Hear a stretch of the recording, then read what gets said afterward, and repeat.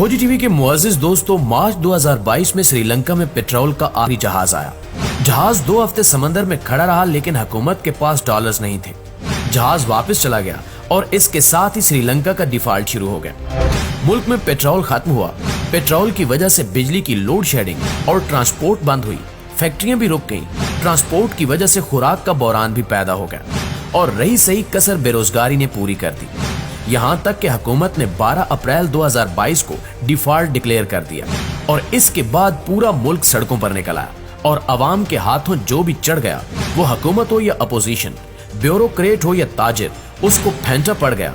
और श्रीलंका आज अपनी बंदरगाहें, सड़कें, जंगल, पहाड़ और इमारतें बेचकर गुजारा कर रहा है। हम भी यकीन करें या न करें, इस वक्त इसी अमल से गुजर रहे हैं।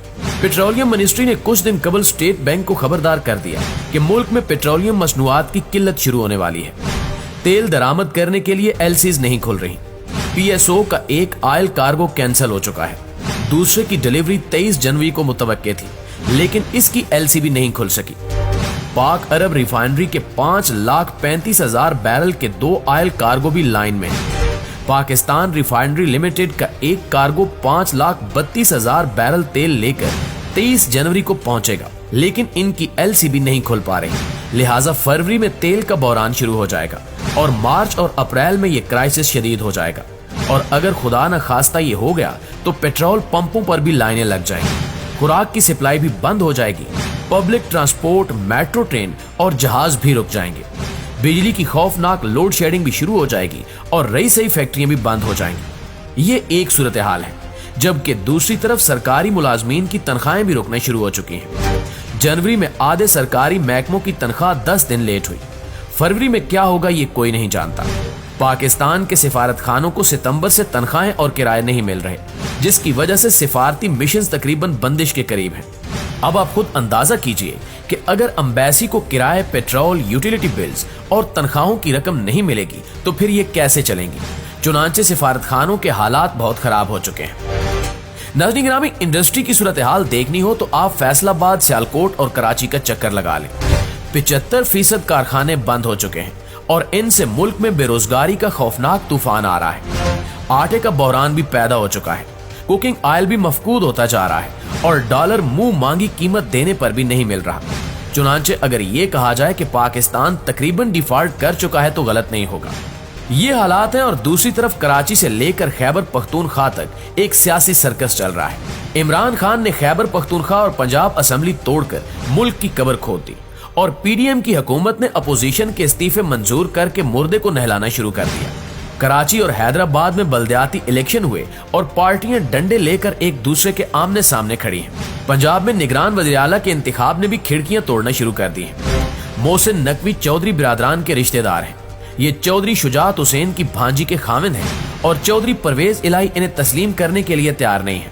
पीटीआई दावे कर रही है कि इमरान खान की हुकूमत के खात्मे की साजिश मोहसिन नकवी के घर तैयार हुई थी। मियां शहबाज शरीफ और आसिफ अली जरदारी इनके घर एक दूसरे से मुलाकात करते थे और नकवी साहब इनके पैगामात जनरल बाजवा को पहुंचाते थे। पीडीएम और चौधरी बिरादरान के साथ मुलाकातों का सिलसिला भी मोहसिन नकवी के घर से स्टार्ट हुआ था और इन मुलाकातों के नतीजे में काफ लीग ने पीटीआई का साथ छोड़ने का फैसला किया था। चुनांचे पीटीआई भी इन्हें मानने के लिए तैयार नहीं है और अगर ये इन्हें नहीं मानते तो फिर पंजाब में निगरान हुकूमत निगरानी कैसे करेगी और ये इलेक्शन कैसे कराएगी। दूसरा, मुल्क में मर्दमशुमारी भी शुरू हो चुकी है। ये 30 सितंबर को मुकम्मल हो जाएगी। इलेक्शन कमीशन मर्दमशुमारी के बाद 4 महीनों में नई हल्का बंदियां करेगा और यूं अगस्त में मुल्क नए इलेक्शन के काबिल होगा। अब सवाल ये है कि क्या 2 सूबों में पुरानी मर्दमशुमारी और पुराने हल्कों के तहत इलेक्शन होंगे और बाकी 2 सूबों और विफाक के इलेक्शन नई हल्का बंदियों के मुताबिक होंगे। तीसरा, क्या मुल्क में अप्रैल में केपी और पंजाब के इलेक्शन होंगे और फिर अक्टूबर में सिंध, बलोचिस्तान और विफाक के इलेक्शन। और क्या इस दौरान इमरान खान कौमी असेंबली के 70 हलकों से ज़िमनी इलेक्शन भी लड़ेंगे और क्या ये 70 सीटें जीत कर भी कौमी असेंबली नहीं जाएंगे और क्या 70 सीटों के ये ज़िमनी इलेक्शन भी जाया हो जाएंगे। नाज़रीन गिरामी, अगर ऐसा होगा तो क्या हुकूमत इलेक्शन खेलेगी या ये पेट्रोल, बिजली, गैस, खुराक और बरामदात का बंदोबस्त करेगी। हमारी हालत ये है कि हम IMF के बगैर नहीं बच सकते और IMF की शरायत के बाद बिजली, गैस और पेट्रोल की कीमतें भी दुगनी हो जाएंगी और बेरोजगारी के शिकार अवाम पर टैक्स भी बढ़ जाएंगे और इससे महंगाई अलमे की शक्ल इख्तियार कर जाएगी। IMF की शराइत मानने से मुल्क में 1.5 करोड़ लोग बेरोजगार हो जाएंगे और लोगों का खाना पीना 3 से 1 वक्त पर आ जाएगा। हमारे दोस्त मुल्क सऊदी अरब, UAE और चीन भी हमारी मदद कर करके थक चुके हैं। हमें इनकी तरफ से भी साफ इनकार हो चुका है और अमेरिका मुद्दत पहले ही हमसे मुंह मोड़ चुका है। चुनांचे अब हमारे पास बेचने के लिए सिर्फ 2 असासे बचे हैं, एटम बम और फौज। हम अगर बैनुल अक़वामी ताकतों की शराइत मानते रहे, हम अगर इसी तरह कर्जे लेते रहे, तो फिर हमें बिल आखिर इनकी ये दोनों शराइत मानना पड़ेंगी। एटमी प्रोग्राम सरेंडर करना पड़ेगा और फौज की तादाद कम करना होगी और इन दोनों शराइत की अपनी कीमत है। हम इसके बाद कश्मीर भी नहीं ले सकेंगे और अभिनंदन जैसे पायलट्स के जहाज भी नहीं गिरा सकेंगे और हम इसके बाद श्रीलंका, नेपाल और भूटान बनकर रह जाएंगे। मुअज़्ज़िज़ दोस्तों, हम यह फर्ज कर लेते हैं कि army chief general Asim Munir IMF, world bank, Saudi Arab और चीन को मना लेते हैं और ये मुल्क आखिरी बार हमारी मदद कर देते हैं, तो क्या ये रकम भी इलेक्शंस और इस सियासी बहरान का लुकमन नहीं बन जाएगी? और क्या हम अगले साल आज से भी ज्यादा बदतर पोजीशन में नहीं होंगे?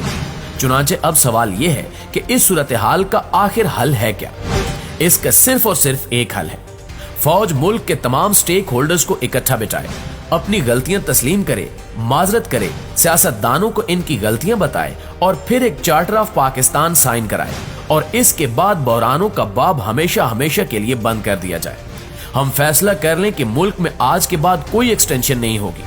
चीफ जस्टिस ऑफ पाकिस्तान की तरह सीनियर मोस्ट जनरल अपने वक्त पर आर्मी चीफ बन जाएगा और ये इख्तियार आज के बाद किसी वज़ीर आज़म के पास नहीं होगा। आर्मी चीफ अपने वक्त पर रिटायर्ड भी हो जाएगा और मुल्क का कोई ओहदेदार उसकी मुद्दत में इजाफा नहीं कर सकेगा। हुकूमतें खा बदलती रहें, लेकिन असेंबलियां हर सूरत अपनी मुद्दत पूरी करेंगी। टैक्स पॉलिसी 20 साल के लिए बनाई जाएगी और इसमें कोई रद्दो बदल नहीं किया जाएगा ताकि सरमायाकार इसके मुताबिक सरमायाकारी कर सके। मजहब अवाम का जाती मामला होगा और कोई शख्स किसी भी शख्स को मजहबी बुनियाद पर हदफ नहीं बना सकेगा। मजहबी जलसों और जलूसों पर पाबंदी लगा दी जाए। लाउड स्पीकर की आवाज सिर्फ मस्जिद के अंदर तक रहेगी। नमाज का वक्त पूरे मुल्क में एक होगा। अजान कौमी सतह पर होगी और एक ही वक्त होगी। बच्चों का निसाब पूरे मुल्क के लिए एक होगा। सड़कें हर सूरत खुली रहेंगी। आबादी कंट्रोल की जाएगी। ब्यूरोक्रेसी में 2 साल के अंदर रिमज की जाएंगी और पूरा सिस्टम ऑनलाइन और आसान कर दिया जाएगा। PIA, रेलवे, रेडियो, PTV और स्टील मिल जैसे इदारे सालाना 1400 अरब रुपए निकल जाते हैं। ये 1 साल के अंदर फरोख्त कर दिए जाएंगे और इनसे हासिल होने वाली रकम मुलाजमीन में तकसीम कर दी जाएगी। और आखिरी फैसला, हम हर सूरत हर साल 200 अरब डॉलर की एक्सपोर्ट करेंगे और इसके लिए सॉलिड और फूल प्रूफ सिस्टम बनाएंगे। अगर हॉलैंड जैसा मुल्क सिर्फ फूल या कोलंबिया सिर्फ कॉफी बेचकर अपने कदमों पर खड़ा हो सकता है, तो हम ये क्यों नहीं कर सकते? हमने अगर ये फैसले कर लिए तो हम बच जाएंगे, वरना कन्फ्यूजन का ये बहरान इस मुल्क को खा जाएगा और हम इस साल के आखिर तक खाना जंगी का शिकार हो चुके होंगे। जी तो मुअज़्ज़िज़ दोस्तों, ये हमारी आज की वीडियो। इस हवाले से आप दोस्तों की राय क्या कहती है, कमेंट करके हमें जरूर बताइएगा। इंशाल्लाह आपसे मुलाकात होती है अगली वीडियो में। तब तक अपना ख्याल रखिए। अल्लाह निगहबान।